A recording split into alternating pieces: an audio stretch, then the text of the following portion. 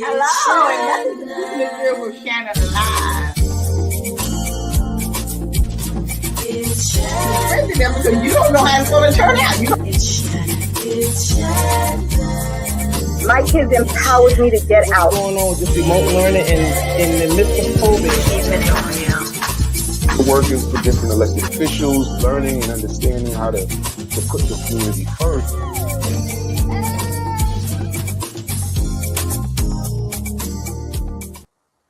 Hi, and welcome to Keeping It Real with Shannon. We are so sorry for the delay, but as you know, with this technology, we was having a little difficulty, but we are here and we are ready to get started. And as you know, it's Women's History Month. So we have a special young lady coming on tonight to talk about our topic, dementia. And we also have another guest that's going to be joining her. But let's introduce her first, Miss Vanessa. Absolutely.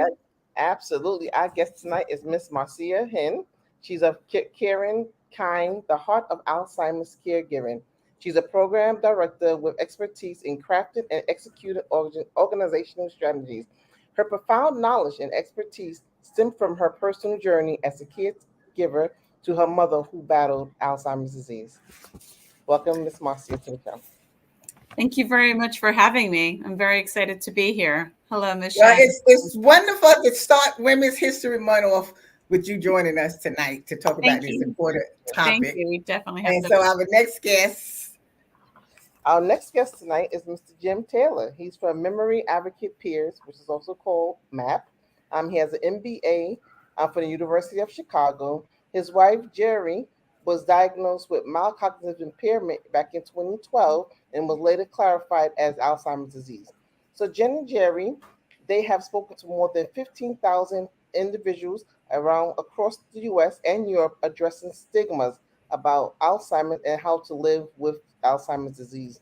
And in 2022, he was the president and CEO of Voices of Alzheimer's, which is an advocate organization, and their mission is to promote speedy and equitable access to FDA-approved diagnostics and therapeutic for Alzheimer's disease. Let's welcome Mr. Taylor to the show. Hello there, Jim. How are you? I'm good, Lottie. It's great to be here. Thank you so much for joining us. Welcome. Because the topic tonight, dementia, what to expect. As you know, we know it's on the rise and it's happening to so many people, and we really don't know, how is it taking place and where it's coming from. So tonight we want to shed some light on it, and we want to first kind of start with the signs. So what's the signs of dementia? Yes, absolutely. Oh, and yeah, there you go. You brought up a great image. These are some of the signs that we want to keep in mind, especially for like early detection.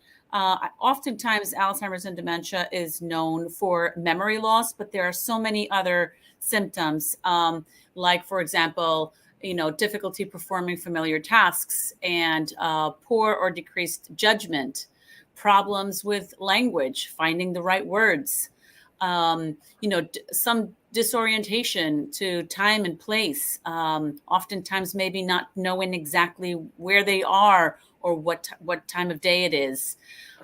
Problems with, tracking back of things, misplacing. Oftentimes we all think we're misplacing things, but this happens more repetitively with persons with these specific symptoms. And of course, changes in mood and behavior, withdrawal from larger gatherings, from work, from social aspects. These are a lot of the signs that we want to keep an eye out for. Mm-hmm.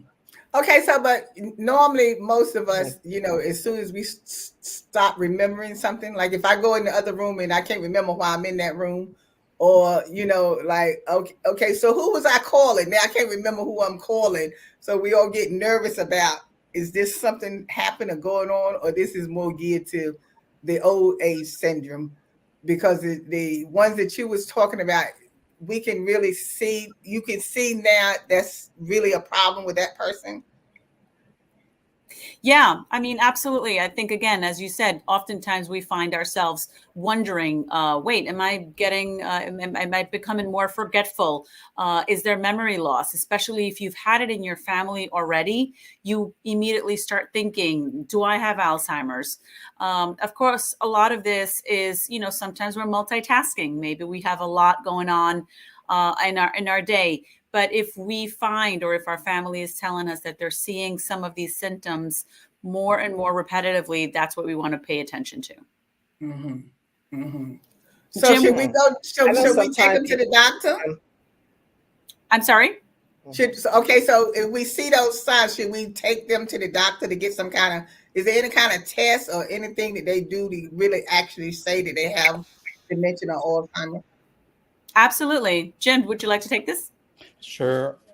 Lottie, it's really remarkable what's happening to the science of Alzheimer's. Not only do we have FDA-approved drugs that slow the decline of Alzheimer's, but there are better and better tests and diagnostics that will help identify cognitive issues. So the first thing that happens is you should have a screening. And the reason it's so important to go early is that about 25 to 30% of issues with cognitive impairment may be reversible. So there's many causes, vitamin deficiencies and other things that have symptoms that are like Alzheimer's or other dementias, but they are reversible. So it's important now. And there's new cognitive tests that you can take on a digital platform, an iPad or your phone. And in 10 minutes, they can do a cognitive screening using artificial intelligence, of course, and determine whether or not there may be some cognitive issues.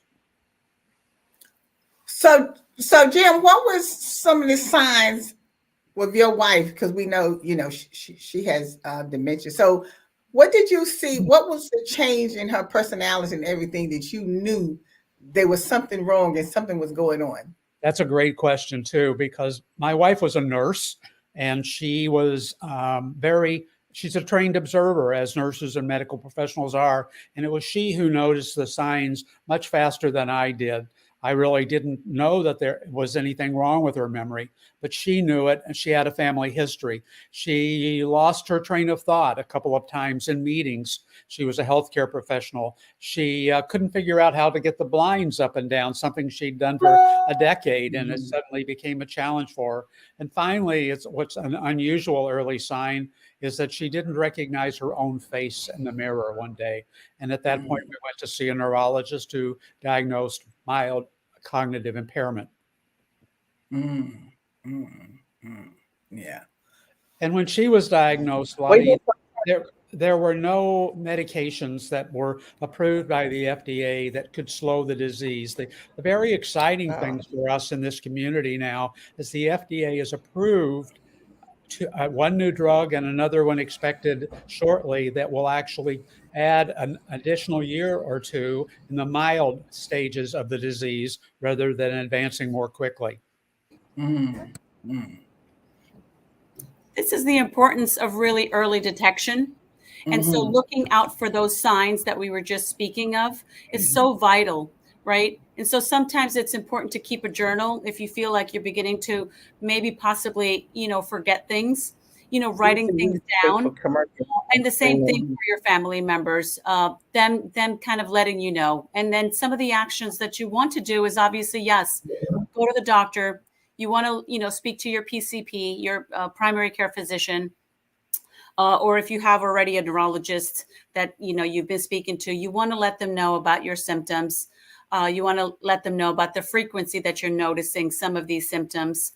You want to tell your family. You want to make sure that you're sharing. And generally, as we said before, it's something that you kind of want to probably hide, but we want to make sure that we're not doing that. That's naturally, unfortunately, what creates the stigma that has been around for so long. Sometimes people people associate Alzheimer's with elderly, much older individuals, but lately Alzheimer's has been really being identified in younger people. So I think that's some of the misconception as well, when people are not getting treatment or even looking to think that it's something that can be associated with Alzheimer's when they have cognitive decline. So what are some of the things that the younger people out of that generation should be looking for? I think this is that question of if the symptoms are the same, I think, for early detection. About 5% of the total number of people in the US, which is about 6 million in total, Vanessa, are early onset or early detections, but earlier than 65.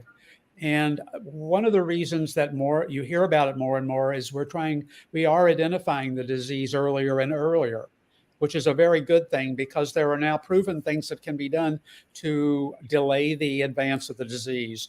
And those things include a healthy lifestyle, not smoking, good healthy diet, and exercise. And also treatments can be done earlier when the early diagnosis is received. We unfortunately know that African Americans and Hispanics are usually diagnosed later in the stage of the disease. And one of our big desires is to include all people in clinical trials so we can be sure that we can be certain that the new drugs that are being approved work for minorities as well as whites like myself. And so there's a great emphasis now in the pharmaceutical companies in recruiting people into these trials. But Jim, does it really show that medicine really works? It has been shown, Lottie, but there were not enough African Americans in that to make me or many other people comfortable that we can say assuredly that yes, it works for all people. We can't say. Well, that's part of the history, the historical component of why people of color, particularly African American people, individuals, do not participate in studies and research. So that's an ongoing issue. It's a lack of trust issue. It's a blight on our history, and it is a lack of trust. Absolutely. And we must do everything we can to help overcome that. And we must come into your community and ask you what we can do to help you, what we can do to bring facts and education so that we can help overcome that very huge stain on research in the United States. I understand the research, and you want to do the research and the studies and things like that, but there's really not a cure for dementia or Alzheimer's, is it? There is not, but it's very, very exciting time because we now have one drug, and now they're starting to talk about combinations of different medications. Like in AIDS, you have a cocktail, and I don't mean the one you have at 6 o'clock, Lottie. I mean the one that we have that's a combination of different drugs.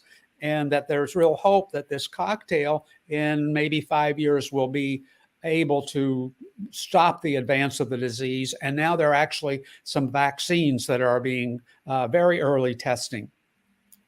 But see, that's the whole problem. That's the whole issue that I worry about. Like, where did this come from? How did this start to become such a disease like it is? Because you never heard about people having dementia or Alzheimer's like you are hearing it now. It's like every time you talk to someone, it's at least one or two people in the family. I mean, I've had them in my family too. And I often learn well, how did this happen? Because you never heard about dementia or Alzheimer's before. So, I mean, have the studies show that is it coming from, like you said, our diet, the food we eat? I mean, I know they put everything on the food and stuff, but I mean, if we don't eat, then what's going to happen? Lottie, I think it's always been here. I think we called it hardening of the arteries, and we hid it for as long as possible. For a lot of people died, and I don't think society ever knew that they had dementia. Mm-hmm. And now there's not such a stigma because we can begin to deal with it and have actions that can help slow the progression. So I don't think the incidence has increased. It's just that we are more willing as a society to acknowledge it and deal with it. It's extremely slow. It's a remarkable disease. My wife was diagnosed 12 years ago, and she was living at home with me. I was their only carer up until a few months ago. And it progresses very, very slowly over that time. And that's why we need to really incorporate as many people with the disease into our society as we can. And I know you're interested in that too, but how we are inclusive of people, because they're just forgetful in the early stages. But what's happening now is the science is identifying earlier and earlier that people have some symptoms of the disease. But the remarkable thing is the amyloid, that the protein, this disease can be diagnosed 20 years before the symptoms are visible. So now really? Jerry was diagnosed at 65. My wife, she's probably started having some signs in her brain that could now be identified 20 years when she was probably 45. So that's how far the science has come. And that's why I think we're so much more aware of Alzheimer's. And you're absolutely right. So many people have been touched by the disease, either in their families or in their friends and relations. Well, my one of my other concerns is, and a lot of people have asked me, to make sure you talk about this, is how do you deal with the loved one that's in this situation? Because you can't deal with them like you deal with everyone else, right? Because I remember when I had to deal with my aunt now, and because when you don't know about it, you don't know. Like, you sitting there talking to them, and they keep asking you the same thing over and over, and then you turn around and look at them like, "Excuse me, don't you know you just asked me that you know what I'm saying?" Because you don't know, you just sitting there talking to them, and then you start thinking like, "What is going on here? Is something going on?" And then you can't talk to them the same way, and you can't deal with them the same way. So how do you, deal with a loved one that has dementia or Alzheimer's? That's. But Jeremy, before you answer, Lottie, could we take a break so we can kind of get the conversation going? And okay, then. So we need to take a quick break. We'll be right back. It's Shannon. It's Shannon. Okay, Dad. 1, 2, 3.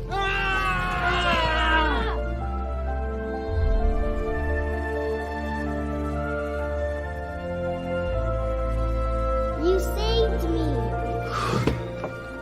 Dad? Are you okay? I'm fine, dear. Your hero needs you now, and AARP is here to help. Find the care guides you need at aarp.org/caregiving.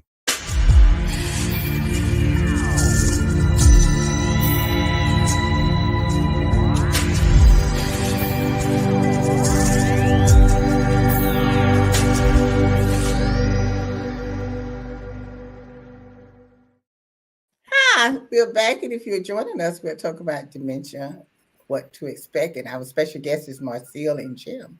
And before we went to break, Vanessa, you was asking Jim a question? Or was I asking a question? That's what it was. I was asking Jim, like, how do you deal with a loved one? That commercial was so good, I forgot. You see what happened that quick, Jim? Something happened when I went to commercial. You guys had too much fun. Too much fun on this program. I don't, it's not serious. This is a lot of fun. It's how we interact with people with dementia. And you were mentioning the situation where they keep asking you the same question over and over. Well, that's typical in the moderate to late stage, that people forget the immediate recent past. But before that, let's talk about that before just a little bit. When people start showing signs of dementia and you're acting with them before, it's maybe 10 years before they start repeating themselves. And during that time, it's very, very important to include those people in all your social activities and treat them just like you'd always have. But don't ask them too many questions at once. A lot of times they can only remember one thing at a time. So don't stack all your questions up, but can include them, touch them, treat them just like you have always treated them, as part of your family, as someone you love, as someone you care about. It's so much, this is a difficult disease, and to reassure them psychologically is so important, that they still retain their self-worth, their self-value. That's one of the most precious gifts we can give people that we interact with Alzheimer's. Once they become more forgetful and don't remember and keep asking you the same question over and later, then they are more in the late stage. They are more reaching the more challenging time in the disease. And it's very important to ask them one question at a time, to touch them, to let them know that you love them and that you care for them just as much as you always have. Hug them when you can. Don't try to help them too much, because then you take away their self-worth. Make sure they want that assistance before you give it to them. That's something that, care partners are very bad at.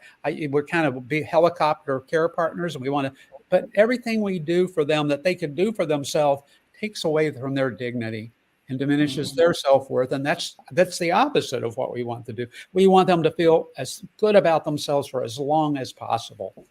That's important, because a lot of individuals, they don't have patience when they deal with loved ones. They may not know that they're going through dementia. They're like, didn't you understand me? Did you hear me? I said it again. You keep saying. They don't have the patience. So that adds more to the trauma, the internal trauma that they're inflicting, the emotional component to it. And sometimes it's good to kind of ascertain what are the best strategies to kind of help families who may not know it's Alzheimer's, but come to the reality that this person is changing. Okay, they may not know they're repeating themselves, right? And it's like you have to have patience, you have to understand, and people really don't have that these days, especially if you have a young individual caring for older grandparent. I think that's an excellent point. Excellent point. I think we always talk about being the burden of caregiving, but there's also an opportunity for self-growth here. I was not a very patient person, Vanessa. And I realized that my impatience was not only hurting me, but it was hurting the person I dearly loved. So being a caregiver is an opportunity for personal growth. We can become more patient. We can become more loving. We can become more caring. And we can really get a much better handle on what's important to me. We can let so many things go that really aren't that important. I don't have to be right all the time. I learned to give that up. That was a big thing for me in personal growth.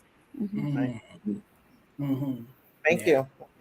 I think it's important to also add that with everything that Jim just said, we want to make sure that we're inclusive of them, that we're making sure that we're allowing them their independence.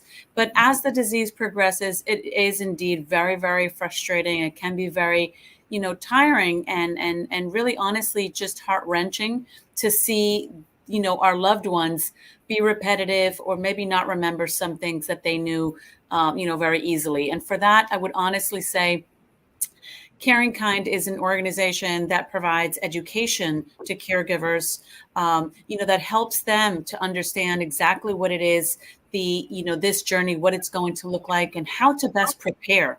We're in Midtown Manhattan, but all our services are virtual right now as well. All it is, calling the helpline in order to be able to, get an answer that maybe you don't know anything about. If you're looking for, some assistance in, possibly a challenge in behavior. My mom wants to go home. She's constantly saying that she wants to go home, but she is home. I don't know what to do. So Caring Kind has social workers and dementia specialists that are there to help you in the helpline, and also in so many different seminars that we provide, from education to legal and financial planning to early stage programming, like our program, Memory Advocate Peers, which is a buddy program that provides you a former caregiver, a volunteer, to help guide the person with dementia and the caregiver in the beginning stages of their journey, which can be so difficult and so isolating. So we want to be there to help you. All our programs and services are free of charge. I'd be happy to have the number actually, you guys just posted it, our number, because, we are like the New York City's leading expert in dementia care, and we want to be your trusted partner. Please call the helpline if you have any further questions about dementia or about your family member that may be displaying some form of forgetfulness or, actually memory loss. Marcia, that's a good point that you just made, and I would say that to any member of the audience that might be watching. it's a good idea for you to go and take a workshop or something and how to deal with that loved one, because you really, first of all, you have to pray for your patience, because this is what you have to have. Number one is the patience, because if you're not, then it becomes an issue. But when you go and you learn about the disease, how it affects them, and then how to deal with that person and how to talk to them, because I also learned too that sometimes you just go along with what they're saying and what they're doing, because even if they say something and you know it's not true or it's not happening, you may go along with the program of what they're saying just to say, oh, really? That's what you see? This is what you're doing? And you just go along with that with them, and it makes it much easier, because sometimes, it was like, I remember when I was with my aunt, I'm sitting in the nursing home with her, right? And so I know when things happen, so I had to go find out what to do and everything, because, I was the one who was having to see about it. And I will never forget the day that we was in the room and we was looking at TV. The man was telling the news on the TV, right? And she looks at me and says, oh, he's talking about me on the TV. And I said, talking about you on the TV? I was like, huh? And so she said, yeah, don't you hear what he's saying? And I said, well, yeah, I heard the man, but I didn't remember him calling me stupid, right? I'm like, really? And I said, oh, maybe they got cameras in the room. This is what I was thinking, because I'm not thinking anything. I said, maybe they got cameras in the room. That was a good recovery. Exactly. That was great. I called it up to the window to the supervisor. I said, y'all don't have no cameras in the patient's room, do y'all? And she was like, no. I was like, oh my God, thank you. And I'm sitting there saying to myself, oh, so she actually thinks someone is talking about her. They speak with so much conviction that you kind of know. So I turned around and said to her, I said, yeah, they was talking about you. Yeah, they were talking about you. And they were saying such good things about you, on the TV. I went along with the program because this way. And Miss Shannon, you know what you were doing there, right? You were actually validating them. You were completely validating your aunt and providing her that comfort that you weren't going against her. So props to you. Well, see, that's where I learned that after I went and took the workshop and everything to deal with it. Because at first, when it was happening, I was like getting frustrated. You know what I'm saying? Like, what are you talking about? But you know what, Lottie, we have so much we could talk about. Are we going to have an after show? Because people need to stand by. Oh, thank you. Yes. This is too much fun. So we're going to come back and finish talking to Marcel and Jim, because we have more questions to ask them. So we want to thank you for joining us for this part of the show. And I hope you got something out of it if you have a loved one that does have dementia. So remember, look at us on every Saturday at 5:30 p.m. on Brick Arts Media and 2:30 on Manhattan Neighborhood Network. Make sure you go and subscribe to our YouTube page and like our Facebook page. So thank you so much, Marcel and Jim, for coming for this part of the show. And thank you for joining us today. And as always, we'll see you next time. Good night. Good night. Today's show is sponsored by Abu's Bakery. If you have a sweet tooth, stop by Abu's Bakery for some delicious cakes and pies. Would you like beautiful pictures for your home or your office? Then stop by Faith Art Gallery. They have a large selection of pictures from around the world. It's Shannon. It's Shannon. It's Shannon. It's Shannon. It's Shannon. Keeping it real.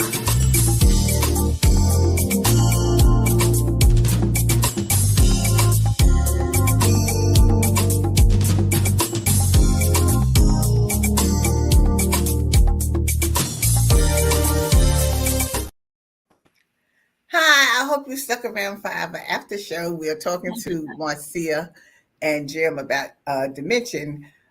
In the first part of the show, we was talking about, we ended the show with how do we, support our loved ones. And it's important to go and get, learn how to work with the loved one. So this way you can make them feel comfortable and make them feel better about themselves and stuff. So I was talking about my experience, with my aunt and stuff. But Jim, I wanted to ask you, like, now, how do you do things with your wife? Is she at the point now that she still not understand anything, or she does, or what? We've actually, Lottie, partnered for 12 years since she was diagnosed with a real dedication to advocacy. And it's been such a wonderful journey for us because we've learned that when you're concerned about something more than yourselves, as the two of you obviously are with this show, and trying to educate and help people with their journey, that it's a very bonding and wonderful opportunity for you to have a richer world, even as my wife was declining with Alzheimer's. But just a few months ago, because of her behavior became very different, and she was very aggressive, verbally abusive, and I couldn't take care of her any longer. And I knew that having an aide in the home would also not be able to manage her behavior. So I was able to find a memory care unit where she's living now. I visit every day, and she knows me. And we have a wonderful time together. I take picture albums. I go back and read our old Christmas cards. Whenever the weather's good enough, we go out and take a 45-minute walk outside. So I always try to find activities that really make her very happy, and she still likes being with me, which is really wonderful and very rewarding for me. But I want to just add that's very important, right? When the family members can identify when they can't no longer care for the individual. Yes. And I know it's a hard decision to make, to put your loved one away. Right. And people should think unselfishness that you're not putting them away, that you're putting them in a better place where someone can care for them. Yeah. And it's very important for them to continue in their lives and be a part of them, because that was keep them going for however long it is. Vanessa, that keeps sanity. That's so well said. Yeah. Mm-hmm. I'd always thought I'd be able to keep Jerry at home and have aides come in and help, but we couldn't manage her behavior, and we had to manage her. They've now got much better medications, and that had to be managed and changed frequently. So it was heartbreaking, I think, for both of us that we had to do this. And she was very angry for months, but she's now forgiven me, and I think she knows. But it doesn't make it any easier. And whom I really feel the sorriest for is, what if I couldn't afford to put her in a memory care unit? What about the people who are below the poverty? They can't afford a place like this. And, we are lucky in New York and Connecticut to have Medicaid that helps with a lot of these situations. But people in other states don't have such rich Medicaid benefits. How do they manage a situation which I couldn't manage? It really be much more empathetic for folks who really are struggling with this disease and challenged financially. Mm-hmm. Mm-hmm. Well, see, that's why it's important that we set that up at an earlier stage, just in case something does happen to us, because we don't realize how important it is for us to do that at an early stage. Take out something where something happened to you, you can put them in a decent place to get the care that they need. Because, like Vanessa said, you're not trying to put them away somewhere that you're going to leave them, but somewhere where they'll be taken care of, because we can't take care of them. Like with my aunt, I can't lift her. I couldn't lift her. Right. So that's why she had to go in the nursing home. We didn't want to put her in the nursing home, but, she was a big lady, like me. So you can't be lifting her around and stuff, So it got to be, it was too much. It was too much.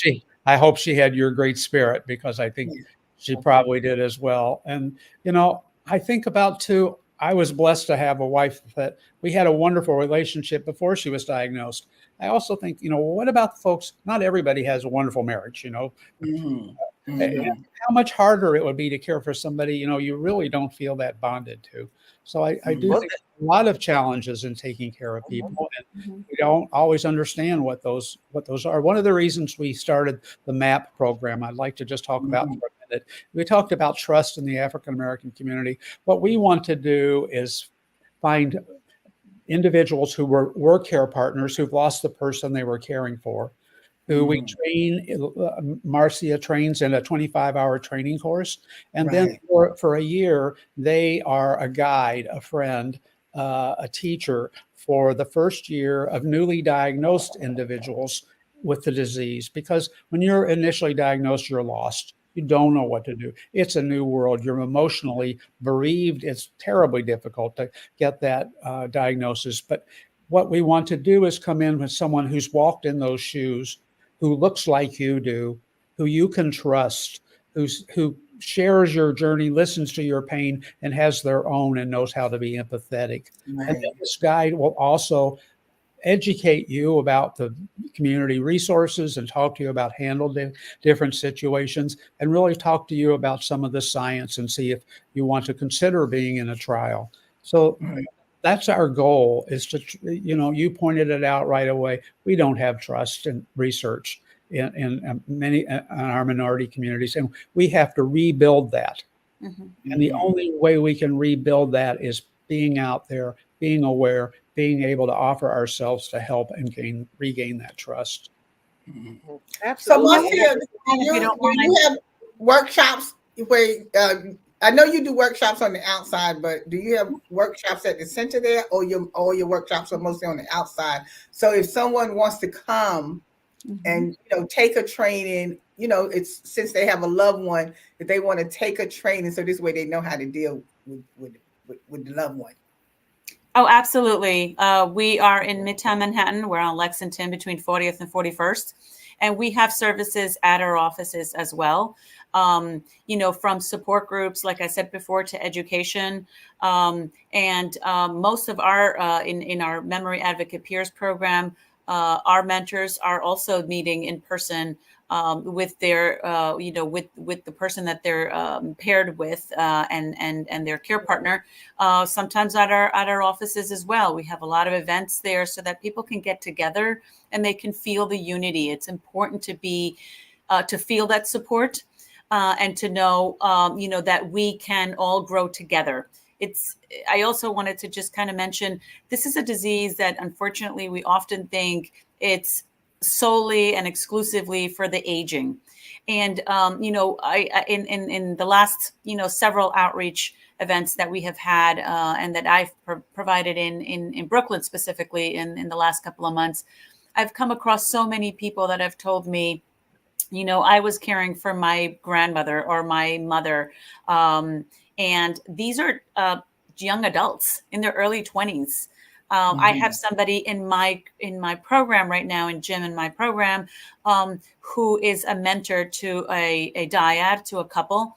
And she was a caregiver, at 17 years old. And she was not able to go to her prom because she was caring for her grandmother and mother. So these are stories that we hear, repeatedly. And it's so important to kind of now make sure that if we're being so inclusive to bring all this education and information to you, we're asking you, tell us what you need. That this is exactly also what we want to do, is reach out to the youth and make sure that they too are being supported, because so many of them feel that, well, this is just what I have to do culturally. For us Latinos and for African Americans, we do it because that's what we're supposed to be doing. But by the same token, we don't really know. We don't have that education in caring for somebody with Alzheimer's and dementia. So we want to make sure that, that everybody is feeling supported. So Marcia, clarification. Now you said something about a mentor. So you have someone that mentors the person who's taking care of the loved one? I'm trying to understand the mentor that you was talking about. Absolutely, Ms. Shannon. So what that mentor is kind of like a buddy. It's kind of like a guide, what Jim was saying earlier. And that's a former caregiver, somebody who has already cared for their loved one and has come to us with so many skills, so much learned and lived experience. And so they come to us and they say, I would love to volunteer and give back. And that's the person that goes to training. And then we pair them for a year with a person with dementia and their care partner. Oh, that's good. Yes. That's good. Because I hadn't heard it. I didn't hear about that before, about, someone could get a mentor. because sometimes you just need someone to talk to, if nothing else. Exactly. Exactly. Lottie, when my wife was diagnosed, she was expecting the diagnosis. She'd seen the signs, it was in her family. She took it emotionally quite well. I was devastated. I really just was crushed and went through several weeks of just, the stages of grief. And it would have been so wonderful that first 6 months to have somebody to talk to who'd been through Right. the same experience. Would have meant so much to my psychological well-being. And the program is for both the care partner and the person who's been diagnosed with dementia. Okay then. So they would just call the office. So they would just call the office and come to maybe one of your trainings or your workshops or something like that, and then you could pair them, with someone there, or Yeah, they can definitely say they want somebody. Absolutely. They can definitely call the office and speak to me, or call the helpline. And then we would go ahead and kind of start the conversations to just learn a little bit more about them. And absolutely, if there's somebody that they are no longer actively caring for their loved one, and they want to help, that's the person we're looking for. It should just qualify, though, that these people need to be diagnosed. This wouldn't be a first step. This would be after the physician had indicated that you did have dementia. And that's, of course, for the Memory Advocate Peers Program for MAP. And just to be able to, attain a mentor. But for any of the other programs, they can certainly call the helpline, and they can be helped after that, and then kind of given a little bit more of direction at that point. So let me just ask the question, because like I say, sometimes you be wondering stuff or whatever. But if you find yourself, not just forgetting things, because we all do stuff like that. But if we find ourselves maybe looking like we might be, if we're talking and sometimes we can't remember what we were saying or something like that, or other things may come up that we'll say, oh, well, you know what? Something is not right here. Should we go get ourselves tested?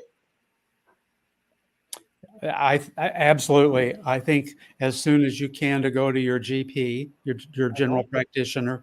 They will talk to you, and if they feel, perhaps give you a screening test. But if they think that there's a real sign that you may have cognitive impairment, they will probably send you to a neurologist for a diagnosis. There have been so many advances in the field. I just, the time Jerry was diagnosed to today, I was just at a conference for 3 days in New Orleans last week, hearing all about the latest science. It is so exciting. I just wish I could communicate everything that I heard to the whole, the whole community. So there's so much hope. There's no longer a discussion about, well, if we're going to have these advances. It's now at how soon will we have the next breakthrough. So it's an extremely hopeful science, and much, much different than it was when my wife was diagnosed 12 years ago. Are there any means that this may be genetic? Are there particular markers that they can be tested for earlier? Absolutely. There is a particular gene. It's called an APOE gene. And there's a bad version. If you get the bad version from one parent, then you're 3 times more likely than average. If you get that bad gene from both parents, like my wife did, only 2% of the general population. But if you get both bad genes, then you're 12 times more likely than average to develop Alzheimer's. And a simple blood test, if you want to know, can tell you while you're still healthy whether or not you have those genes. I'm sorry, Jim, not cut you off. Are you saying, like, if one of your parents might have had dementia, or both of them had dementia, then there's a possibility that you could be getting dementia? Well, I don't understand what you said about the gene thing. Okay, so the higher probability. Your parents might not even have had the disease, but they might have carried a bad gene. Carrier. Oh, okay. So if they pass you the bad gene, if you just one of your parents does, then you're 3 times more likely than average to develop Alzheimer's. Oh, if both parents have it in their family and pass you the bad gene, then you're 12 times more likely. My wife's sister and brother are fine, but she got the bad gene from both parents. And she knows that her son has at least one bad gene and possibly her granddaughter. So they are more likely to develop the disease. But what you can do, even at any age, is have a simple blood test and ask for an APOE genetic testing, and they can tell you whether or not you're inclined to develop the disease, which is a wonderful breakthrough for us if you want to know. Many people don't want to know. But the downside of that is that insurance may not pay for it. If there's no reason for doctors to kind of look to rule it out, you would have to pay out of pocket for that. You can get it for as little as $200, but you're right. It's something that my organization is working on to try to get covered, and I think that will happen soon. Do you actually believe? Not actually believe, but is there anything really have shown that the diet could cause you to have dementia? Is that really something that we need? It does not cause you to have dementia. I just wanted to know so I know I can keep eating my good food. That's why I want to know. You can keep eating all those potato chips, but it may, an unhealthy lifestyle, Lottie, probably, if you're going to have dementia, it may cause it to onset earlier. If you live a healthier lifestyle, you are likely to delay the onset of symptoms. Okay. I'm not a physician. I'm not a scientist. This is just what I've learned in my 12 years. But I've learned a lot. But sometimes that same unhealthy lifestyle add to the mutation of genes that we have. And with all the chemicals and unknown byproducts that they have in the things that we do ingest, these are all disruptors, right? And they could be disruptors to our genes, to cells, and they can mutate and cause other things to develop. I mean, we definitely encourage, obviously, a healthy lifestyle, with healthy, like nutrition, exercise. Sleep is a very, very big thing, making sure that you're sleeping 7 to 8 hours. And absolutely, I think what Jim had mentioned before, smoking and alcohol consumption and these things, we want to make sure, of course, and we're going to encourage, to have this healthy lifestyle, because these things, of course, cause, cardiovascular issues, high blood pressure, high cholesterol, diabetes. These are all, kind of risk factors that are going to, possibly increase, the risk for you to get Alzheimer's. And especially, for the African-American, communities, the stress level, for Latinos, obesity, these are issues that we want to make sure that we are paying attention to and that we're, kind of encouraging a healthy lifestyle. Well, we're going to have to bring this to a close, but I'm glad you mentioned about the sleep, if that's that important, because I mean, I know I don't get enough sleep because most of the time, sometimes I'm up to 2 or 3 o'clock in the morning. And so I know I'm not getting the proper sleep like I need. So that's why when you said that, I was like, oh, well, maybe I'm going to have to start going to bed early now rather than staying up so late. Because that's me. I'm always up late all the time. And so I don't sleep hardly during the night. There's one other surprising thing that they have shown in trials that increases the likelihood of the disease is hearing loss in mid-age and not getting hearing aids. And they have shown that not only does your partner not hear you, but that this increases the likelihood and the earlier onset. But before we close, Lottie, are these retro studies, and how many participants are normally thousands? They're large studies, and I don't want to leave. I want to come back. This is too much fun. Absolutely. But definitely we're going to have definitely not all seriousness aside, but all joking aside, but no, I definitely want you all to come back, because you know why? I'd love to. Because this this, I mean, like I said, I'm meeting everybody now that I'm talking to. Somebody in the family has this dementia and stuff, and they don't know what to do.